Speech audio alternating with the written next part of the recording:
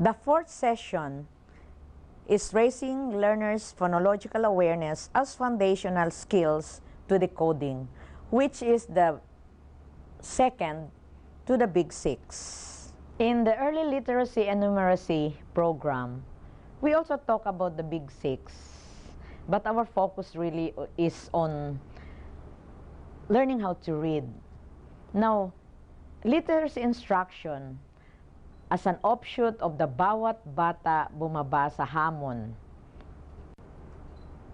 of Undersecretary Diosdado San Antonio is a combination of early language literacy and numeracy and the primals. In this training, we focus on the Big Six and we give emphasis and modify the six component or the comprehension skills. We focus on the different least learned competencies as a result of the NAT so as to ensure that we will be able to address the reading problems from grade 1 to grade 10. Because this challenge is not only for grades 1 to 3, but as well as across grade levels. So you will notice that reading comprehension is discussed in the context of cause-effect, in the context of sequencing events, using close reading, and explicit teaching instruction. Phonological awareness is the understanding that the stream of speech can be divided into smaller segments. These are words, syllables, onset and rhyme, and phonemes. But I would like also to give emphasis on phonological awareness because this is a very important subset of phonological awareness. Again, phonemic awareness is a subset of phonological awareness, the understanding that words are made up of individual sounds, which is phonemes, and the ability to manipulate these sounds like doing matching, segmenting, blending, and changing the position of the sounds. So let us look at phonological awareness first. So there are 4 activities that can be done to develop the phonological awareness of our students. Number 1 is word awareness. This is distinguishing the number of words in a particular sentence. Example, count words in a sentence. How many words there are in the sentence, I am Rosalina? So you can have the students count their words by saying, I am Rosalina. So that in this particular sentence, there are 3 words. I is the first word, second is am, and the third is Rosalina. So that's word awareness. The next is syllable awareness. So this is counting, doing or clapping your hands according to the number of syllables found in a word. Example, the word Rosalina. How many syllables there are in the word Rosalina? Ro, sa, li, na. So there are 4 syllables in the word Rosalina. So you can give lots and lots of activities for the students to count the number of syllables in a word. The third one is alliteration. Identifying and producing words that begin with the same sound. Sentence like, Sarah sips strawberries on Sunday. So, Sarah has the same sound as sips, has the same sound as strawberries, has the same sound as Sunday in their beginning sounds. Okay, so again, Sarah sips strawberries on a Sunday has the same beginning sounds, which all begins with the S sound. Okay, so that's alliteration. The fourth one is rhyming. Students first will be able to identify the rhyme in a poem, in a sentence, okay, like the henny penny. So henny, penny are 2 rhyming words. Can we have lots and lots of rhymes that the students can practice orally. so that they'll be able to distinguish the rhyme in that particular sense, and that is phonological awareness. So let us look at phonemic awareness. As I've said, phonemic awareness is being aware that words are made up of individual sounds. Okay? Example, the word cat.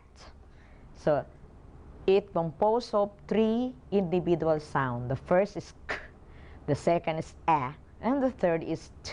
So that's phonemic awareness. So there are 6 phonemic awareness tasks. Number 1 is isolating sounds. The ones I did earlier, like k, a, t, I isolate the 3 sounds in the word cat, so that is phoneme isolation. The second is segmenting sounds. So you segment the sounds, the individual sounds in each of the word, like p, a, n. Okay, what's that? Pan, p, a, and n. That's pan. Okay. Then the third one is phoneme addition, or adding phonemes. So you say, what will happen to the word tap, which is composed of t, a, p, tap, if we add a sound at the beginning? So it'll become stop, stop. Okay. Or what will happen to the word hat if we add the E sound at the last? So, at, hat. If we add the E sound at the last, it will become hate. Okay? So that's phoneme addition. The fourth one is phoneme blending. So you got to blend the sounds to be able to produce words like p, an, pan, at, rat. You're blending the sounds together, or the phonemes together, to be able to read words. Then the fifth one is phoneme deletion, or you delete the sounds. Okay? So you'll say, what will happen to the word shall if you delete the sound at the beginning? So, definitely, shall will become whole. Okay? Then what will happen to the word small if you delete the sound at the beginning? So, small will become mall, because you remove the sound. So that's phoneme deletion. And the last one is phoneme substitution. You substitute the sound. Okay? So what will happen to the word k, at, cat, if you substitute or you change k to r?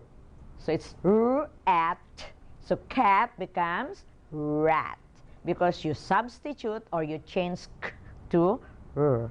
So that's phoneme substitution. Or what will happen to the word pat if you change p to s?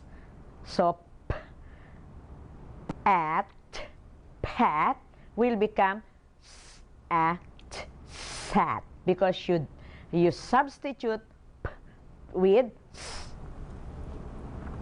If you look at the slides, the highest blocks of phonological awareness is phonics.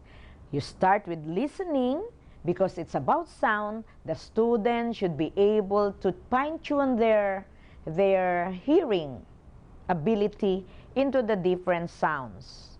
Okay, the first one is for them to identify rhymes and alliteration, followed by sentence segmentation, syllable awareness, onset and rhymes, and finally to the very small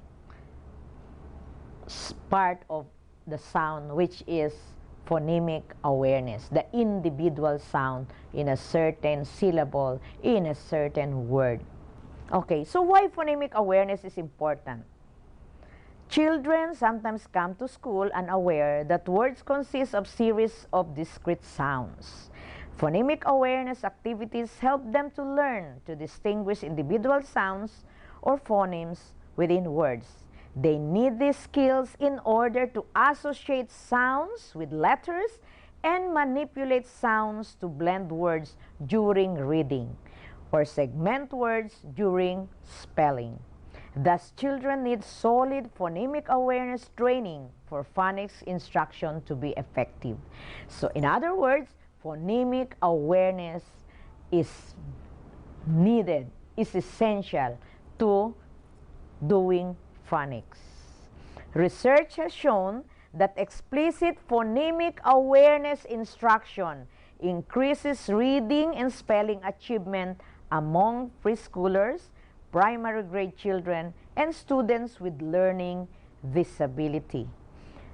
They need to master the different phonemic awareness tasks for them to be ready to do phonics when they already associate the different sounds into its symbol, or if they will be doing alphabetic principles.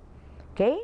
Again, let us recall the different phonemic awareness tasks.